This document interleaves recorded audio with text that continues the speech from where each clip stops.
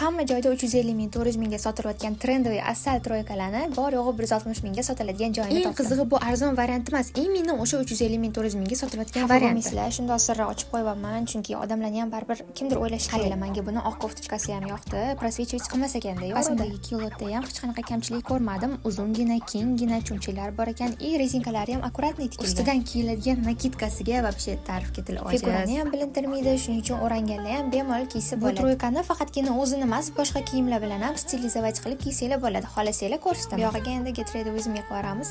Bo'ynimga jimchugli tsepochka taqdim, oyog'imga oppoq sneakers. Va, ko'ryapsizlarmi? Shuning uchun ham oppoq sneakerslarni yaxshi ko'raman. Oppoq shunaqa sumочка. Endi ketaveramiz aylanishga, do'konlar bilan o'tirishga. Endi qaranglar, buni belbog'i ham bor. Belbog'ini ko'pchilik shunaqa qilib bog'lab qo'yadi. Bu menga yoqmaydi, to'g'risini aytsam. Emas, sizlarga o'zim qanaqa qilib chiroyli qilib bog'lashni o'rgataman. Videoda ko'rganinglardek va voila, vashi asal bo'ldi, asal. Bog'ichini xohlasanglar taqasizlar, xohlamasanglar zakaz uchun pastda profil qoldiraman.